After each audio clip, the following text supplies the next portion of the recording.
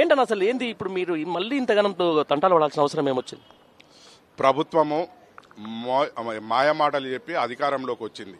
ఎట్లా చెప్పిందంటే మీ సర్పంచులను గౌరవంగా చూస్తాం అని చెప్పిన ఇదే ముఖ్యమంత్రి పిసిసి ప్రెసిడెంట్ ఉన్నప్పుడు ఇందిరా పార్క్ దగ్గర ధర్నా చేస్తూ మా సర్పంచుల పక్షాన ఉన్నట్టు ఒక కలరింగ్ ఇచ్చి ఈరోజు అధికారంలోకి వచ్చి సర్పంచులు కనీసం సంవత్సరం కాలం అవుతుంది మా పెండింగ్ బిల్లులు చెల్లించక.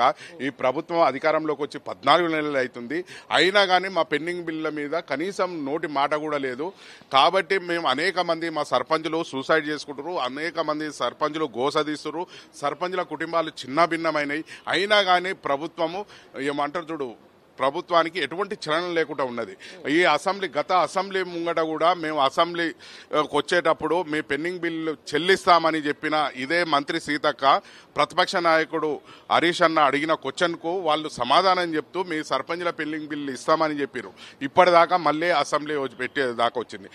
ఒక విషయంలోకి వచ్చిన తర్వాత ఏంటంటే పంచాయతీరాజ్ వ్యవస్థకు సంబంధించి ఇప్పుడు ఉన్నటువంటి మంత్రి గారికి ఎలాంటి సమాచారం లోపం ఉంది, ఆ పెండింగ్ బిల్లులు ఎంత పెండింగ్ ఉందో కూడా ఆమెకు సమాచారం లేదని చెప్పేసి సెక్రటేరియట్ వర్గాలు చెప్తున్నాయి. అంటే నిజంగా మీ సమస్యని పరిష్కరించుకోవాలంటే ఫైల్ తెప్పించుకోవచ్చు, ఎంత పెండింగ్ బిల్లు ఉందని తెలుసుకోవచ్చు. బట్ కాకపోతే అసలు దాని మీద కనీసం అవగాహన లేదు. అసలు ఒక గ్రామ పంచాయతీకి సెంట్రల్ లో ఎన్ని నిధులు వస్తున్నాయి, మన స్టేట్ గవర్నమెంట్ ఎంత బేర్ చేస్తున్న అంశానికి సంబంధించి ఆమె ఇంతవరకు సమీక్ష నిర్వహించలే అంటారు. ఇది నిజమే అనుకుంటారా? సర్పంచుల పదవీకాలం అయిపోయేటప్పుడు స్పెషల్ ఆఫీసర్లను పెట్టినప్పుడు స్పెషల్ ఆఫీసర్ల ద్వారా పంచాయతీరాజ్ సంబంధించిన సెక్రటరీలను అందరినీ కూర్చోబెట్టుకొని ఈ సర్పంచులకు ఏ గ్రామ పంచాయతీకి ఎంత అమౌంట్ ఉన్నది అనేది క్లియర్గా లెక్క చేసి ఈ రాష్ట్రానికి పంపించిరాళ్ళు. డిపిఓ నుంచలే డిఎల్పిఓ, డిఎల్పి నుంచలే పంచాయతీరాజ్ కమిషనర్ ద్వారా ప్రిన్సిపల్ సెక్రటరీకి ఈ లెక్కలు అందినాయి. పూర్తిగా లెక్కలు అందినప్పుడు ఈ ప్రభుత్వం ఒక స్టేట్మెంట్ ఇచ్చింది. సర్పంచుల ఈ ప్రభుత్వం అధికారంలోకి రాగానే మా సర్పంచుల పెండింగ్ బిల్ల మీద ఇంత 1300 కోట్లు ఈ పెండింగ్ ఉన్నాయని చెప్పిన ఈ ప్రభుత్వం అనేక రకాలుగా లెక్కలు ఉన్నాయి. కానీ వీళ్ళ దురదృష్టం ఏంటంటే మా సర్పంచుల లోకల్ బాడీ ఎన్నికలు జరపనందుకు, సర్పంచుల బాడీ లేనందుకు కేంద్రం నుంచి రావాల్సిన నిధులు అనేది ఆపేసిరు. కేంద్రం నుంచి ఎటువంటి రూపాయి కూడా రిలీజ్ ఇయ్యలేదు.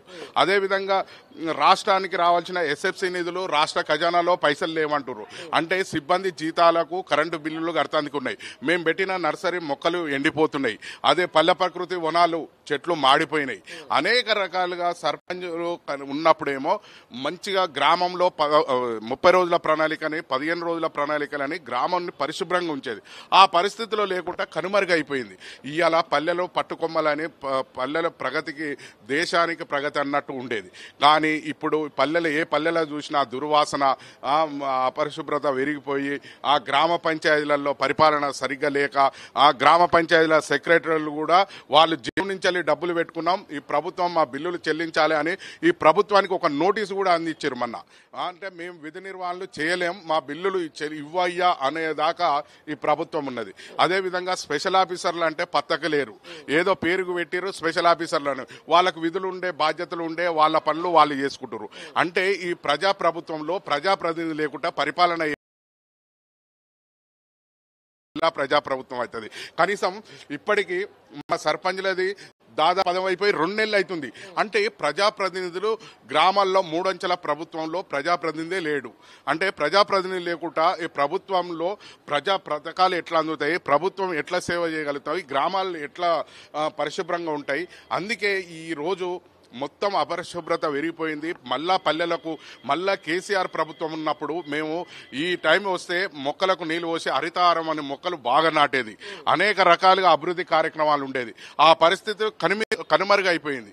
అంటే దానికి ఆపోజిట్గా ఉన్నది. మా సర్పంచుల పెండింగ్ బిల్ల మీద మేము అనేక గోసదీస్తున్నా ఈ ప్రభుత్వం పట్టనట్టున్నది. మేము అందుకే రేపు జరగబోయే అసెంబ్లీ మా 19వ తారీఖు వరకు మా సమస్య పరిష్కరించకపోతే మేము ఆ బడ్జెట్ పెట్టిన రోజు మేము అవసరమైతే ఈ అసెంబ్లీ ముట్టడిస్తేందుకు కూడా మేము సిద్ధంగా ఉన్నాం. దీనికి సంబంధించిన దాని మీద గతంలో ఒక సర్పంచ్ చనిపోతే బిల్లులు రావట్లేదని చెప్పేసి బీఆర్ఎస్ గవర్నమెంట్ మీద విపరీతమైన ప్రాపగండా చేసింది కాంగ్రెస్ పార్టీ. ఈరోజు అధికారంలోకి వచ్చిన తర్వాత మీ సమస్యను పరిష్కరించకపోతే మీకు ఇప్పుడు ధర్నాలు రాస్తారోకలు చేయాల్సిన కాడికి వచ్చింది. అంటే ఈ మధ్య కాలంలో నాకు సోషల్ మీడియాలో ఒక వార్త చూసిన, అంటే ఆయన పెండింగ్ బిల్ రాలేదని చెప్పేసి అక్కడ ఉన్న సర్పంచ్ అక్కడ ట్రాక్టర్ని ఇంట్లో తీసుకుపోయి పెట్టుకున్నాడు. ఇది దేనికి సంకేతం, ఎటు పోతుంది అసలు? గ్రామాలు పట్టుకోమని అంటారు కానీ లాస్ట్కు సర్పంచ్లకు ఈ ప్రభుత్వ ఆస్తిని తీసుకుపోయి జప్తు చేసుకోవాల్సిన కాడికి ఎందుకు వచ్చింది? ఇంకో ఒక శ్మశాన వాటిక కట్టిన కాడ బిల్లులు ఇవ్వనందుకు కూడా శ్మశాన వాటిక ముందు వండుకొని సర్పంచ్ నిరసన తెలిపిండు. ట్రాక్టర్లు తీసుకుపోయి ఇండ్ల కాడ పెట్టుకురు, గ్రామ పంచాయతీలకు తాళాలు వేసిరు. అయినా కానీ ఒక సిగ్గు లేకున్నట్టు ఉన్నది ప్రభుత్వానికి, కనువిప్పు కలుగుతలేదు. అదేవిధంగా ఈ సర్పంచుల పెండింగ్ బిల్లు ఎస్డిఎఫ్ మా పెండింగ్ బిల్లు ఇవ్వాలని మేము ప్రభుత్వం ప్రిన్సిపల్ సెక్రటరీ కాడికి పోతే అదే పెద్ద కాంట్రాక్టర్లకేమో బిల్లులు వాళ్ళు తొందరగా ఇస్తారు. అంటే వాళ్ళ దగ్గర 10 నుంచి 15% వరకు కమిషన్లు తీసుకుంటారని బాజాతిగా ఎంపీ ఎమ్మెల్యేలు ఆరోపణలు చేస్తారు. అదేవిధంగా మేము కూడా ఇది ఏసీపీ డీజీపీ గారికి కూడా వినతి పత్రం ఇచ్చినాం. ఏమని, మా సర్పంచ్ల పెండింగ్ బిల్లులు చెల్లించాలంటే వీళ్ళు పర్సెంటేజ్లు అడుగుతారు, వారిపైన చర్య తీసుకోవాలని చెప్పి సుమోటోగా కూడా ఈ కేసు నమోదు చేసి వాళ్ళ మీద కేసు దర్యాప్తు చేయాలని చెప్పినాం. అయినా కానీ ప్రభుత్వం ఎక్కడ స్పందన లేదు. స్పందన లేదన్నారు. నిన్న ముఖ్యమంత్రి గారు మాట్లాడుతూ ఉన్నారు, సెంట్రల్ గవర్నమెంట్ కి ఆయన నేరుగా ఒక సవాల్ విసిరిండు. అసలు ఇన్ని రోజుల పాటు అంటే తెలంగాణ రాష్ట్రంలో ఉన్న గ్రామాలకు మీరెంత ఫండ్స్ ఇచ్చారు, మేమెంత ఫండ్స్ ఇచ్చాం, చర్చకు సిద్ధమా అని చెప్పేసి సవాల్ విసిరిండు. అసలు మీరేమో ఇట్లా చెప్తారు, గ్రౌండ్ లెవెల్ అనే అసలు మాకు నిధులే రావట్లేదని మీరు చెప్తా ఉన్నారు. ఆయన ఏమో డైరెక్ట్ నేషనల్కే ఇది మన మోడీకే సవాల్ విసురుతున్నటువంటి సందర్భం ఉంది. దీన్ని ఎట్లా చూడాలి మరి? ఇప్పుడు కేంద్రం నుంచి రాష్ట్రం మీద కేంద్రం నెట్టేస్తుంది. ఈ నెట్టేసి ఇద్దరి మధ్యలో కాలయాపన చేస్తారు. కనీసము ఇప్పటికీ గ్రామ పంచాయతీలలో స్థానిక సంస్థల ఎన్నికలు నిర్వహించి దాన్ని అభివృద్ధి పదంలో తీసుకోవాల్సిన ప్రభుత్వం ఏమో ఎన్నికలు పెట్టలేని స్థితిలో ఉన్నది. గ్రామాలలో ఏ గ్రామానికి పోయినా ఇప్పుడు ఇల్లు రేషన్ కార్డు ఇస్తామని హామీ ఇచ్చారు, రేషన్ కార్డు లేదు. అదేవిధంగా రుణమాఫీ పూర్తిగా చేస్తామన్నారు, రుణమాఫీ పూర్తిగా చేయలేదు. అదేవిధంగా రైతు బంధు ఇస్తామన్నారు, రైతు బంధు ఇవ్వలేదు. అదేవిధంగా ఇంద్రమ్మ ఇల్లు ఇస్తామన్నారు, ఇల్లు ఇవ్వలేదు. అటువంటివి చదువుకున్న విద్యార్థులకు స్కూటీలు ఇస్తామన్నారు, స్కూటీలు ఇవ్వలేదు. అవన్నీ ఇవ్వలేదు కాబట్టి మీ సర్పంచ్లకు కూడా పెండింగ్ అన్ని ఎట్ సేమ్ టైం మీ సర్పంచ్లకు పెండింగ్ కూడా బిల్లులు ఇవ్వట్లేదు అనుకోవచ్చా? అంతే కదా, అది ఏం చేయలేని పరిస్థితిలో ఉన్నది కాబట్టి వీళ్ళు ఇట్లా ఉన్నది.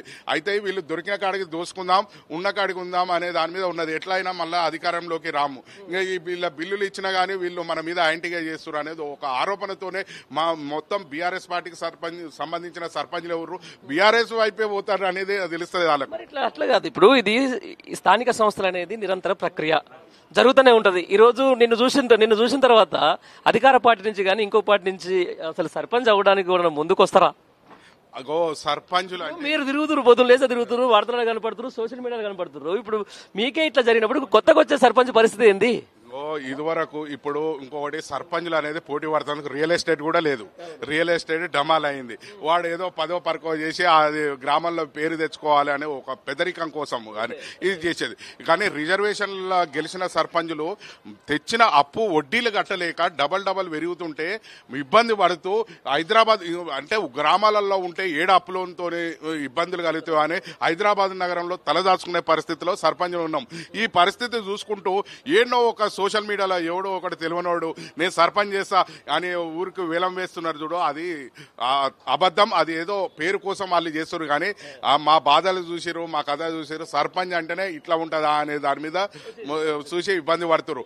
కానీ ప్రభుత్వానికి కనువిప్పు కలగాలి. ఇప్పటికైనా ఈ పరిపాలన పైన దృష్టి పెట్టాలి. ప్రజాప్రభుత్వం అంటే ప్రజలకు సేవ చేసే విధంగా ప్రజలల్లో ప్రథమ పౌరులం మమ్మల్ని గోస తీపిస్తే బాగుండదు. కాబట్టి మా పెండింగ్ బిల్లులు చెల్లించి ఈ ప్రభుత్వం మాట నిలుపుకోవాలని మేము అంటున్నాం.